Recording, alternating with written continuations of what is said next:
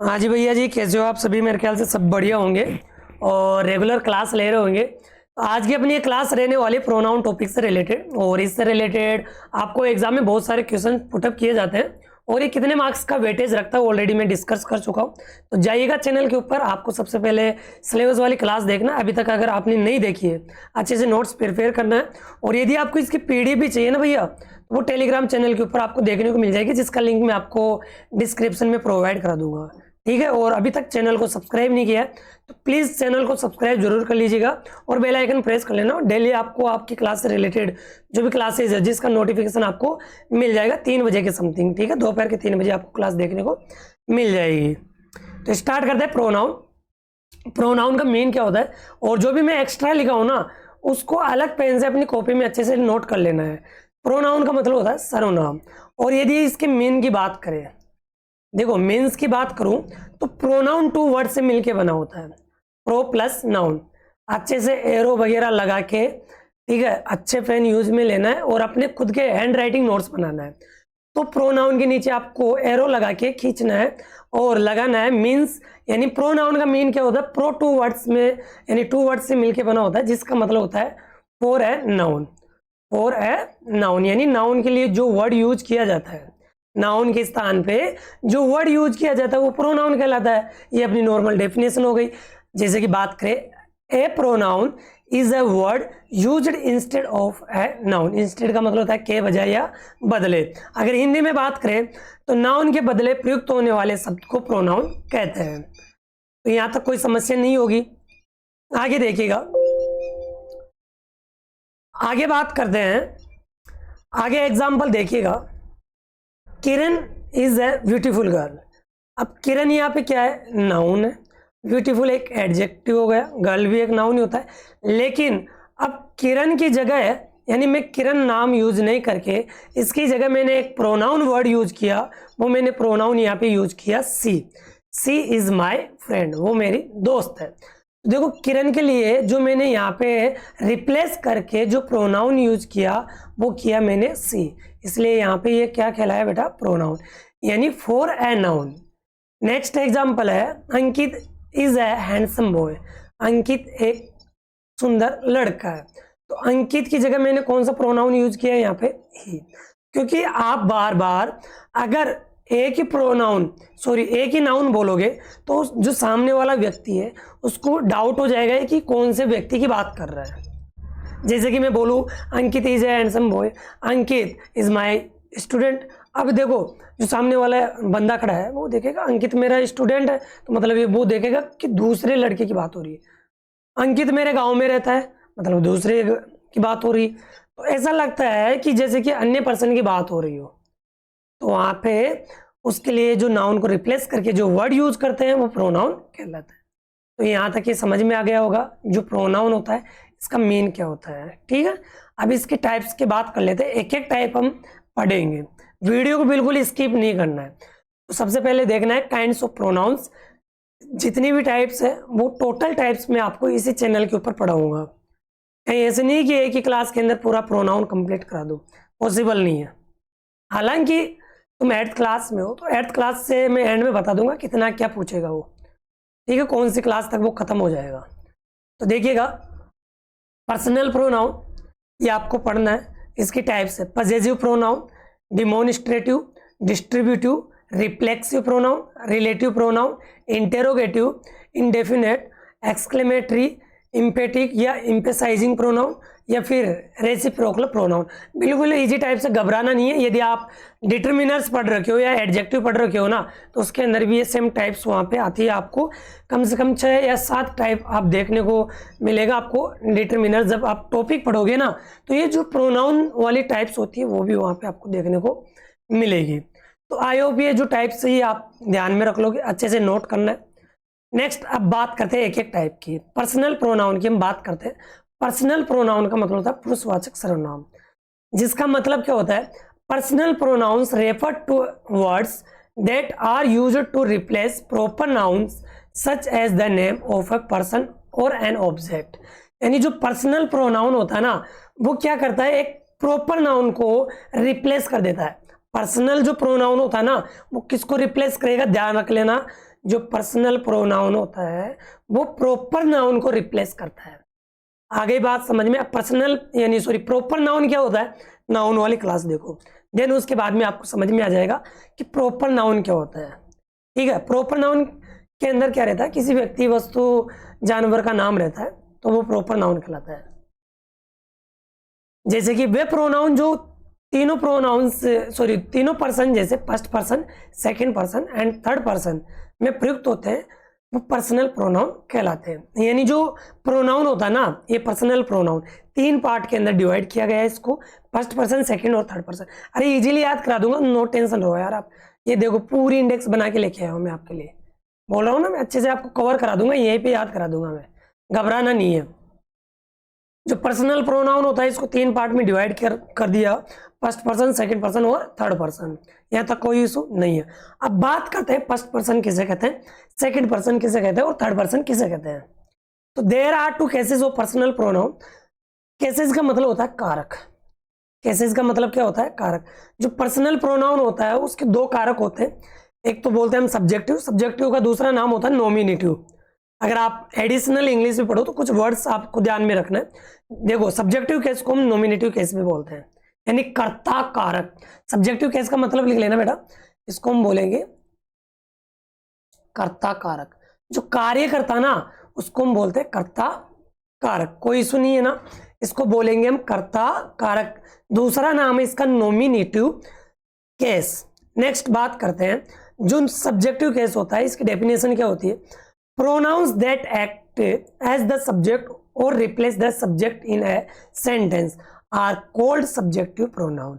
यानी ये जो प्रोनाउन होता है ना, सेंटेंस के अंदर जो सब्जेक्ट रहता है और सब्जेक्ट के रूप में जो प्रॉपर नाउन होता है उसको रिप्लेस कर देता है। क्या कर देता है, ये जो सेंटेंस रहता है और सेंटेंस के अंदर जो भी प्रॉपर नाउन आया है उसको रिप्लेस कर देता है, और रिप्लेस कर उसकी जगह पे जो प्रोनाउन यूज किया जाता है उसको हम क्या बोलते हैं, सब्जेक्टिव केस बोलते हैं। आगे बात समझ में, देखो इंग्लिश के अंदर कोई डिफिकल्ट नहीं है डेफिनेशन, आप अपने हिसाब से कर सकते हो कि कर्ता कारक किसे कहते हैं, जो कार्य करता है उसको कर्ता बोलते हैं। फॉर एग्जाम्पल है जैसे कि यू हो गया, आई हो गया, ही, सी, इट एंड दे, ये क्या होते हैं, सब्जेक्टिव केस होते हैं, इसमें वी भी इंक्लूड होता है। ठीक है, नेक्स्ट आगे बात करें ऑब्जेक्टिव केस। प्रोनाउंस से ये वो प्रोनाउंस होते हैं that act as the object और replace the object in a sentence are called objective pronoun. यानी जो सेंटेंस के अंदर, ध्यान रखना अभी मैं आपको पहचानना भी सिखाऊंगा कि किस प्रकार से आप सब्जेक्ट और ऑब्जेक्ट पहचानोगे। ठीक है, जो ऑब्जेक्ट होता है वो वर्ब के बाद में रहता है, वर्ब के पहले सब्जेक्ट रहता है, वर्ब के पहले क्या रहता है, सब्जेक्ट रहता है। हालांकि ध्यान रखना जो ऑब्जेक्ट होता है वो वर्ब के बाद में होता है, लेकिन अब ये फिक्स नहीं है कि जस्ट वर्ब के बाद में ऑब्जेक्ट ही हो। ऑब्जेक्ट के पहले कोई आर्टिकल भी हो सकता है, एडजेक्टिव भी हो सकता है, एडवर्ब भी हो सकती है, कुछ भी हो सकता है, ध्यान रखना। लेकिन वर्ब के बाद में जो भी नाउन आएगा या प्रोनाउन आएगा वो क्या कहलाएगा, ऑब्जेक्ट कहलाएगा। जैसे कि हिम हो गया, इट हो गया, हर, मी, यू, अस एंड देम। अब ये आपको जैसे मैं इंडेक्स याद कराऊंगा ना उसमें याद हो जाएगा, घबराने की कोई बात नहीं है। यहाँ तक कोई समस्या तकलीफ है क्या, दोबारा रिपीट कर रहा हूँ, अच्छे से सुनना बेटा। जो पर्सनल प्रोनाउन होता है वो किसको रिप्लेस करता है, प्रॉपर नाउन को। सर प्रॉपर नाउन क्या होता है, प्रॉपर नाउन वही होता है जो मैं अच्छे से आपको नाउन में पढ़ाया था, यानी किसी व्यक्ति, वस्तु, स्थान आदि के नाम को हम क्या बोलते हैं, प्रॉपर नाउन बोलते हैं। तो उन नाउन यानी जो नाम दे रखे हैं ना उनको हटाकर उनकी जगह जो हम प्रोनाउन यूज करते हैं वो पर्सनल प्रोनाउन कहलाते हैं। आ गई ना बात समझ में। अब बात करते हैं जो ये पर्सनल प्रोनाउन होता है, इसको 2 पार्ट्स में डिवाइड कर रखा है, यानी 2 केसेस होते हैं इसके, एक सब्जेक्टिव केस और एक ऑब्जेक्टिव केस। सब्जेक्टिव केस किसे कहते हैं, जो सेंटेंस के स्टार्टिंग में होता है, और ऑब्जेक्टिव केस किसे कहेंगे, जो वर्ब के बाद में रहता है उसको ऑब्जेक्टिव केस कहते हैं। बस इतना सा ध्यान रखना है। अब जो ये इंडेक्स है मैं अभी लास्ट में याद कराऊंगा, लेकिन सबसे पहले यहाँ पे हम देखते हैं फर्स्ट पर्सन किसे कहते हैं। तसल्ली से आराम से पढ़ो, कोई जल्दीबाजी नहीं है बेटा। पर्सन कितने हैं, 3 पर्सन होते हैं। आपसे कोई भी क्वेश्चन पूछ सकता है कि पर्सन कितने होते हैं, 3 पर्सन होते हैं, जिसमें पहला पर्सन कौन है, यानी वे प्रोनाउन जिससे बोलने वाले यानी स्पीकर का बोध होता है उसे फर्स्ट पर्सन कहा जाता है। यानी जो खुद बोले उसको बोलते हैं स्पीकर। स्पीकर यानी बोलने वाला, या इसको हम बोल देते हैं वक्ता। यानी जो खुद बोलने वाला होता है वो फर्स्ट पर्सन कहलाता है। जैसे कि मैं बोलूं कि मैं आज एक स्पीच डिलीवर करने वाला हूँ, तो मैं खुद की बात कर रहा हूँ। हम आज खेलने वाले हैं, हम आज खेलने वाले हैं, तो मतलब हम के अंदर मैं खुद भी इंक्लूड हूँ और बाकी भी इंक्लूड है। तो जो फर्स्ट पर्सन होता है वो खुद की बात करता है, यानी उसको हम बोलते हैं स्पीकर। तो स्पीकर कितने होते हैं यहाँ पे देखिएगा, नंबर की बात करें तो यहाँ पे जो होता है सिंगुलर और प्लूरल दो होते हैं। अब सिंगुलर की बात करें तो जो नॉमिनेटिव कैसे होता है वो आई होता है, और प्लूरल की बात करें तो वो होता है वी। सारणी पूरी याद करना, 10th क्लास में जाओ तब तक भी याद रहनी चाहिए। तो जो सिंगुलर प्रोनाउन होता है जिसको हम बोलते हैं नॉमिनेटिव केस, या इसका दूसरा नाम लिख लेना बेटा subjective case. Subjective case I और वी। आई क्या होता है बेटा सिंगुलर होता है, वी क्या होता है प्लूरल होता है। हिंदी अर्थ लिख लेना चाहिए मैं और हम। वो तो अर्थ के अकॉर्डिंग सेंटेंस के अकॉर्डिंग चेंज हो जाता है, जरूरी नहीं आई का मैं हो, मुझे भी होता है ना, मुझे ये काम करना पड़ता है तो वहां पे फिर आई बोलना पड़ता है। ऑब्जेक्टिव केस आई का ऑब्जेक्टिव केस बनता है बेटा मी। पजेजिव केस को दो भागों में डिवाइड कर दिया। पजेजिव केस को कितने भागों में डिवाइड किया बेटा, दो भागों में। मैं साथ के साथ ही बता रहा हूँ, आगे मैंने क्या रिफ्लेक्सिव प्रोनाउन की नहीं बनाई इंडेक्स, लेकिन पजेजिव केस ध्यान रखना, इसको दो भागों में डिवाइड किया, एक पजेजिव एडजेक्टिव और एक पजेजिव प्रोनाउन। एडजेक्टिव की बात करें तो आई का एडजेक्टिव होता है माई और प्रोनाउन होता है माइन। दोनों का अर्थ एक ही होता है, मेरा या मेरी या फिर मेरे भी होता है। वी का जो ऑब्जेक्ट होता है वो अस होता है, एडजेक्टिव ओवर होता है, और ये क्या हो जाएगा इसका ओवर्स हो जाएगा। आगे बात समझ में, जो फर्स्ट पर्सन होता है, ठीक है, जो फर्स्ट पर्सन होता है ये एक तरीके से स्पीकर होता है, ये खुद बोलने वाला होता है, जिसके अंदर जैसे कि मेरी बात करूँ तो आई, और मेरे साथ और भी इंक्लूड है तो वो वी हो जाएगा, वो प्लूरल हो जाएगा। तो इनके सब्जेक्ट और ऑब्जेक्ट ध्यान रखना, आई का ऑब्जेक्ट मी होता है, वी का ऑब्जेक्ट क्या होता है अस होता है। अगर एडजेक्टिव की बात करें तो माई होगा, और वी का एडजेक्टिव होता है ओवर, और प्रोनाउन ये होते हैं। कोई समस्या तकलीफ नहीं है। सर मुझे याद नहीं होगा आई और वी ये फर्स्ट पर्सन होते हैं कि सेकंड होते हैं। देख मेरी बात सुन, तेरे सामने कोई गोलू मोलू आके बैठ गया, ठीक है, तेरा फ्रेंड आके बैठ गया, और तू यहाँ पे बैठा हुआ है, तेरे बीच में यहाँ पे एक टेबल रख दी और टेबल के ऊपर एक गोलगप्पा रख दिया, और उस प्लेट के अंदर केवल एकमात्र एक गोलगप्पा है। तो अब तेरी नज़र इधर जाएगी कि पहले मैं खा लूँ, या पहले इसको प्रायोरिटी देगा तो अपने गोलू मोलू को। अरे तू बोलेगा ये तो रोज ही खाता रहता है, मेरे को लूटता रहता है, क्यों ना पहले आज मैं ही खा लूँ। फर्स्ट प्रायोरिटी अपने आप को दे रहे हो आप एक तरीके से। ऐसे ध्यान रखना है कि फर्स्ट यानी सबसे पहले अपने आप को प्रायोरिटी देना, ठीक है। ये तो एक समझाने का तरीका हो गया, बाकी तुम्हारी इच्छा। लेकिन इसको फर्स्ट पर्सन क्यों बोला गया, क्योंकि ये स्पीकर होता है, बोलने वाला होता है। ये सेकंड पर्सन की बात करें, सेकंड पर्सन वे प्रोनाउन जैसे सुनने वाले यानी ऑडियंस, यानी जो श्रोता होते हैं, यानी उसको बोलते हैं सुनने वाला, इंग्लिश में बोलते हैं ऑडियंस का बोध होता है, उसे सेकंड पर्सन कहते हैं। जैसे कि जो सिंगुलर और प्लूरल नंबर होते हैं इसके अंदर जो यू होता है सेकंड पर्सन में मात्र यू ही होता है। अब तुम बोलोगे सर जो यू होता है यू तो प्लूरल होता है।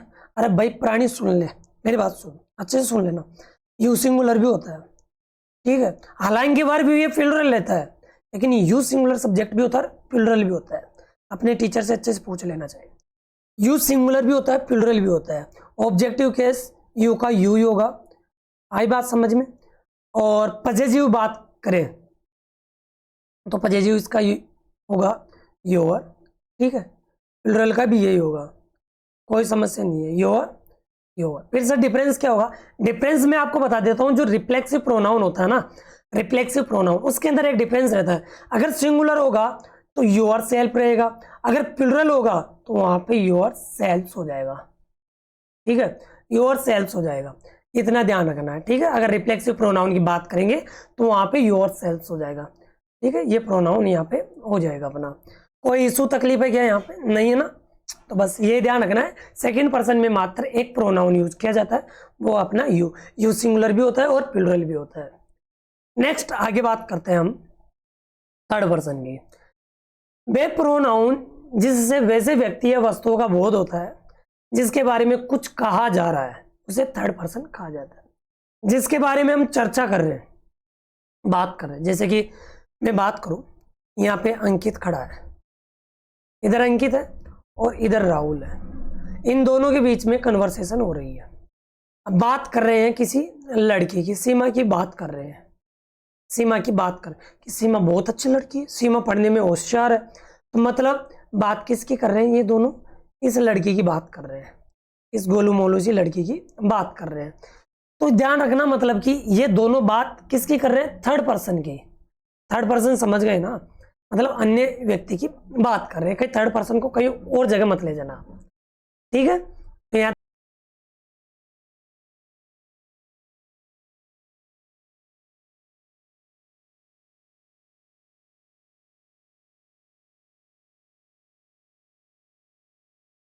गर्मी हाल चाल बहुत खराब है, ठीक है? अब चलो देखो, बात समझ में आ गई बेटा। थर्ड पर्सन किसे कहते हैं? जब दो व्यक्तियों के बीच में फेस टू फेस बात हो रही हो, लेकिन वो अन्य किसी व्यक्ति की बात कर रहे हो, उसके बारे में कुछ बोला जा रहा हो, वो वहां पे मौजूद नहीं है, ठीक? तो उसको हम बोलेंगे, हालांकि मौजूद हो सकता है लेकिन हम बात अन्य की करेंगे। दोनों के बीच में वार्तालाप हो रही है, वो अन्य की बात कर रहा है, कोई इशू तकलीफ नहीं है। चलो भैया आगे देखो। अब जो नॉमिनेटिव केस होता है, यानी जो सब्जेक्टिव केस होता है, इसमें कौन कौन से सिंगुलर होते हैं, कौन कौन से प्लूरल होते हैं?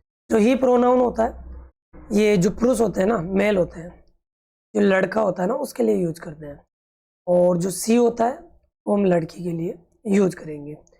और इट, ये नॉन लिविंग के लिए, जानवरों के लिए हम यूज करेंगे। ये तो अपना सिंगुलर हो गया। प्लूरल इसके अंदर एक मात्र बचता है, कौन? दे। दे का मतलब होता है वे या उन्हें। लेकिन सर आप तो कभी कभार नेम भी तो लिखवा देते हो। बेटा नेम तो वैसे नाउन होता है, वो याद कराने के लिए, जब क्योंकि आप एक्टिव पैसिव वॉइस पढ़ते हो तो वहाँ पे ये वर्ड का जिक्र करना पड़ता है कि नेम भी होता है, तो इसको तो आप साइड में रखना, ठीक है? तो ये होते हैं प्रोनाउन, क्योंकि नेम तो एक नाउन होता है, तो ये होते हैं प्रोनाउन, ठीक है? थर्ड पर्सन में ये वाले नाउन आते हैं जिसमें सिंगुलर होता है ही, सी, इट, और जो प्लूरल होता है वो दे होता है। ही का ऑब्जेक्ट होता है हिम। पॉजेसिव केस में जो एडजेक्टिव होता है वो क्या होता है? हिज होता है। और इसका जो प्रोनाउन होगा वो हिज होगा, ठीक है? इसके बाद में बात करें, जो सी होता है, सी का जो एडजेक्टिव होता है और प्रोनाउन ये होता है हर्स। इट का इट्स हो जाएगा ऑब्जेक्ट, और एडजेक्टिव भी क्या हो जाएगा? इट्स। इसका प्रोनाउन नहीं होता, ठीक है? पॉजेसिव प्रोनाउन नहीं होता है। इट, इट, ठीक है? ऑब्जेक्ट भी इट ही रहता है। देखा क्या हो जाएगा भैया? ऑब्जेक्ट देम हो जाएगा। एडजेक्टिव की बात करें तो देयर हो जाएगा, और इसका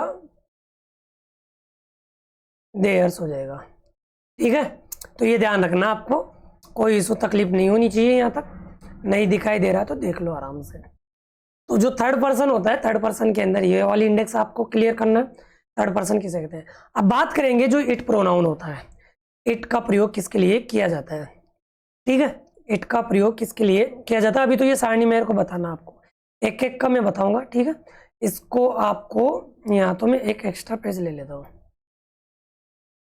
लो भैया, इट है ना, इट का यहाँ पे लिख लेना। इट का प्रयोग है वो किसके लिए किया जाता है? देखो इट का प्रयोग तीन तरीके से किया जाता है। एक तो इट होता है नॉन लिविंग के लिए, नॉन लिविंग, नॉन लिविंग जितनी भी थिंग्स होती है ना उनके लिए हम इसका प्रयोग करते हैं। सेकंड, जब जेंडर पता नहीं हो, जब जेंडर पता नहीं हो, जैसे कि हम बात करें बेबी हो गया, चाइल्ड हो गया, स्टूडेंट, इन सब के लिए हम प्रयोग करेंगे। देखो एक तो नॉन लिविंग थिंग्स के लिए हो गया। अब जब जेंडर पता नहीं हो, मतलब ये तो है तो सजीव ना, जैसे बेबी बोलेंगे तो बेबी में कुछ जान तो होगी ना। अरे बेबी में जान ही नहीं है तो फिर वो तो नॉन लिविंग हो गया, है कि नहीं है? एक बात करें, एक तरीके से इसको ऐसे मान लो कि कॉमन जेंडर के लिए हम प्रयोग करते हैं। लिख लेना आराम से, कॉमन जेंडर के लिए इट का प्रयोग करते हैं, इतना ध्यान रख लेना। तो अगर ऐसे नहीं लिखना चाहो ना, जब जेंडर पता नहीं हो तो ऐसे लिख लेना, कॉमन जेंडर के लिए भी हम इट का प्रयोग करते हैं। दूसरा, एनिमल्स एंड वर्ड्स के लिए इसका प्रयोग करते हैं, 3 चीज़ों के लिए इसका प्रयोग करते हैं, नॉन लिविंग थिंग्स के लिए जब जेंडर पता नहीं हो मतलब कॉमन जेंडर के लिए, और थर्ड एनिमल्स एंड वर्ड्स के लिए। लेकिन बात करें, अब आ जाओ मज़ेदार कहानी सुनने के लिए। अब मैडम बात करते हैं सर, मैंने कभी और कभी बहुत जगह मैंने देखा है कि सर लोइन का जेंडर तो लोइनेस होता है, ये तो मैंने देखा है। सर टाइगर का टाइग्रेस होता है, फिर भी हम लोइन के लिए इट का प्रयोग नहीं करके हम प्रयोग करते हैं किसका, सी का, या फिर ही का प्रयोग करते हैं। लोइन के लिए हम किसका यूज करें, ही का, और लोइनेस के लिए हम सी का यूज कर रहे हैं। ये तो सर आपकी बात समझ में आ गई।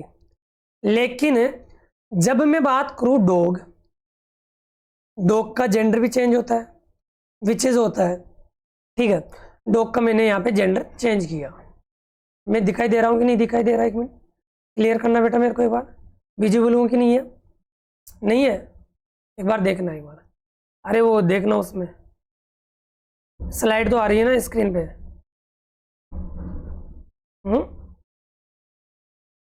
बच्चे बोल रहे हैं स्लाइड नहीं आ रही है, देखिए एक बार फटाफट से उसको क्लियर कर।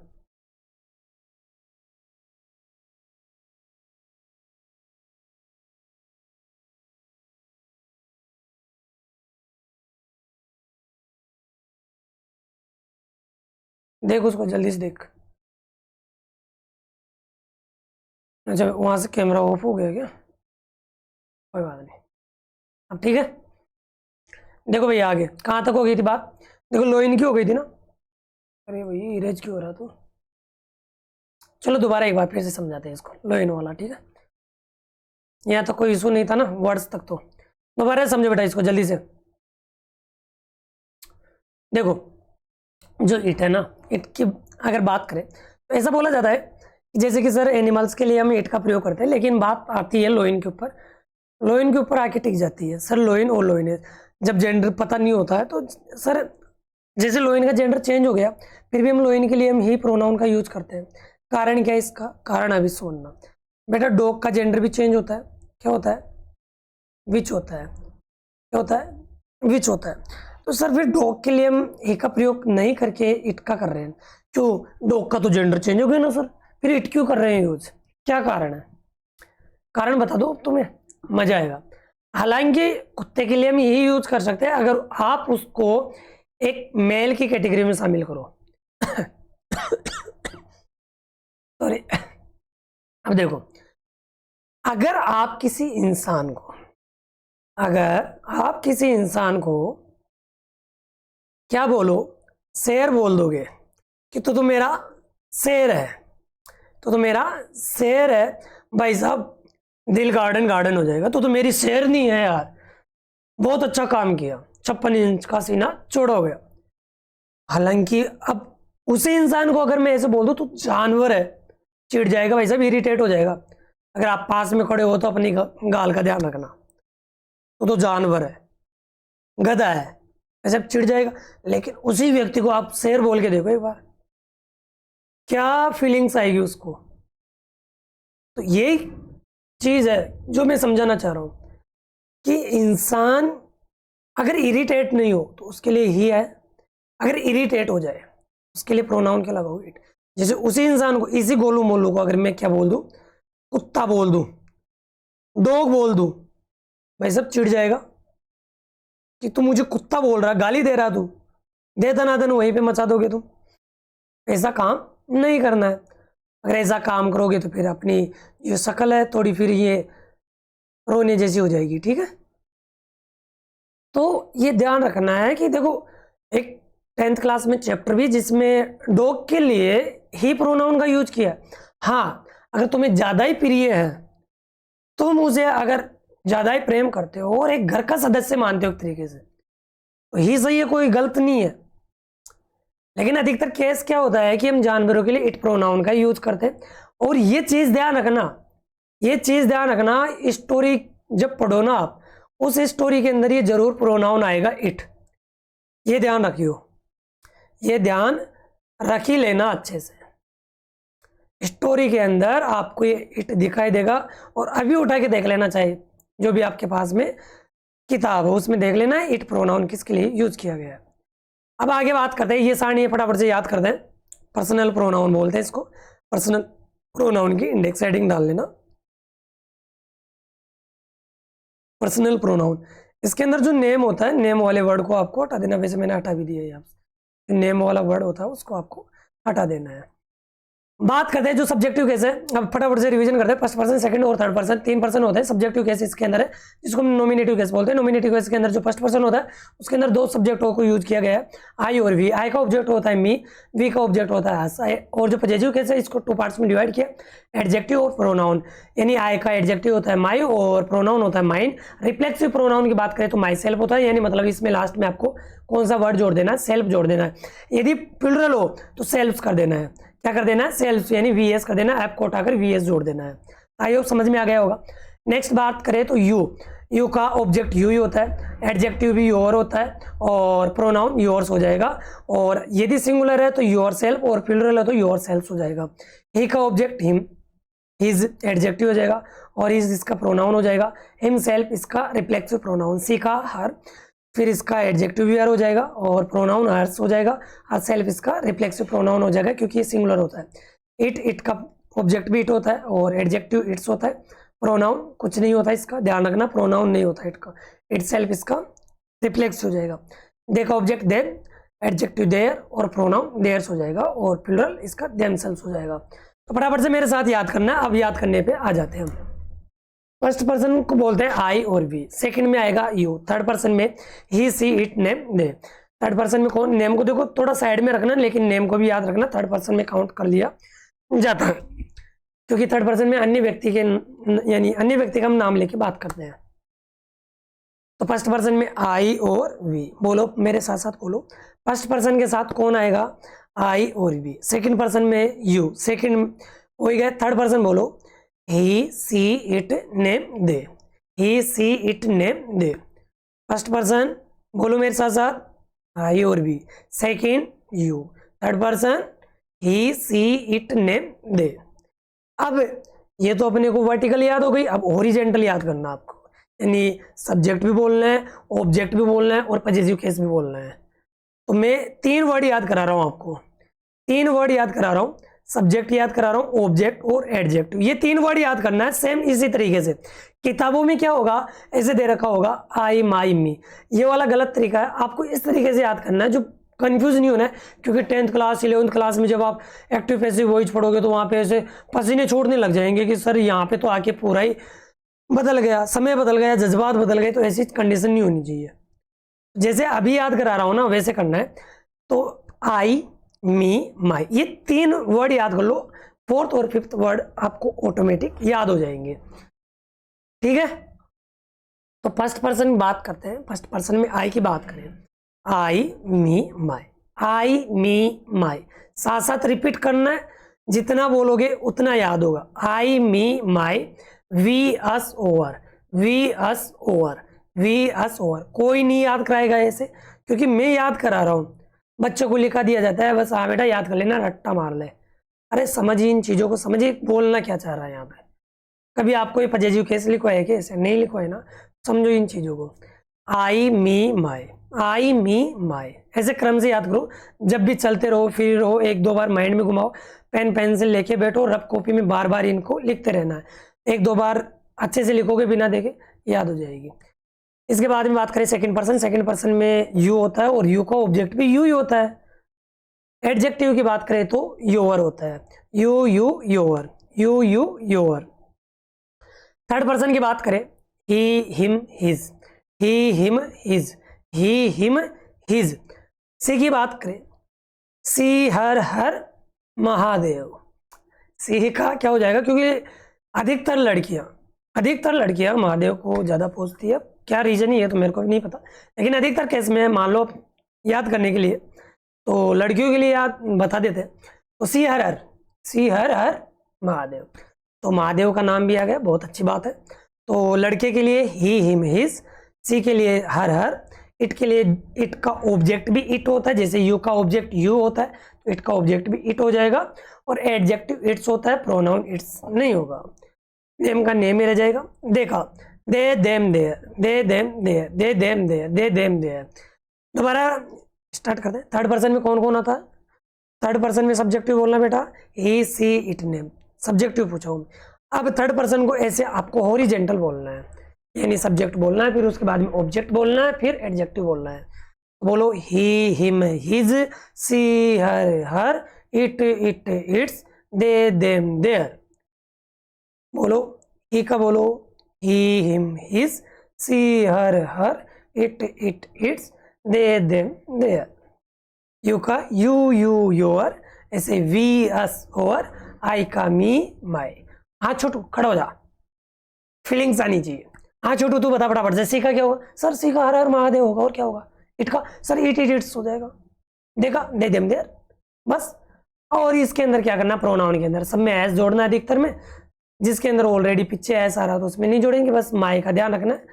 ठीक है, एक तो माई का ध्यान रखना, माई का माइन हो जाएगा प्रोनाउन, और एक इसका हिज का ध्यान रखना है। इस हिज के अंदर ऑलरेडी लास्ट में एस है, तो आपको इस प्रकार से रखना है इसको। इसके अंदर लास्ट में सेल वर्ड जोड़ना, अगर प्लूरल होता है तो ऐप को उठाकर वी एस जोड़ना है, बस इजी है यार।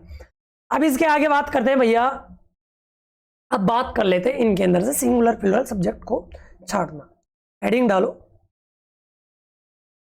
Singular subject.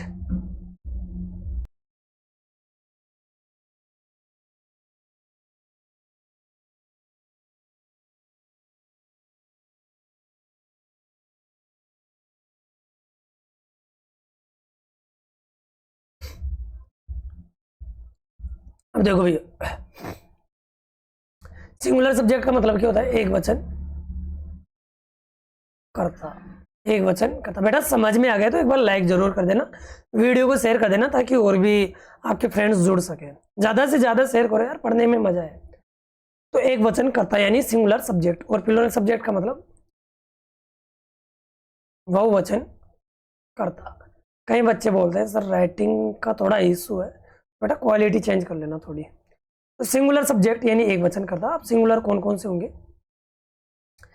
अब देखो आई की बात करें तो आई एक स्पीकर होता है, और इसको एक प्लूरल सब्जेक्ट की तरह ट्रीट कर लेता है इसको। तो इसमें सिंगुलर हो गया अपना ही, सी, इट, और जो नेम है, ये नेम तो वैसे नाउन होता है, लेकिन आपको समझाने के लिए नाम एक होना चाहिए। प्लूरल सब्जेक्ट की बात करें तो प्लूरल जो सब्जेक्ट होता है, इसमें बन गया अपने पास आई, वी, यू और दे। चार इसमें आई बात समझ में? तो ये ध्यान रखिए ना बेटा जी कि सिंगुलर सब्जेक्ट कौन से होते हैं, यानी सिंगुलर प्रोनाउन और प्लूरल प्रोनाउन, ये अपने हो गए। बस इसके बेसिस पे आपको टेंस पढ़ना है। ठीक है, पूरी खताई टेंस की लगभग इसी के बेस पे चलेगी, प्रोनाउन के बेस पे। तो ये सारणी याद करना है, नोट्स बनाओ, पीडीएफ चाहिए तो पीडीएफ लो, आप टेलीग्राम चैनल पे जाओ, ज्वाइन है जाओ, और डिस्क्रिप्शन में लिंक प्रोवाइड करा दूंगा, वहाँ से आपको डाउनलोड कर लेना है। आगे बात समझ में भैया? अब कल पढ़ेंगे हम कौन सा प्रोनाउन पढ़ेंगे भैया जी? हम पढ़ेंगे डिमोनिस्ट्रेटिव प्रोनाउन, और डिमोनिस्ट्रेटिव प्रोनाउन हम कल पढ़ेंगे, नेक्स्ट क्लास रहेगी अपनी। और नेक्स्ट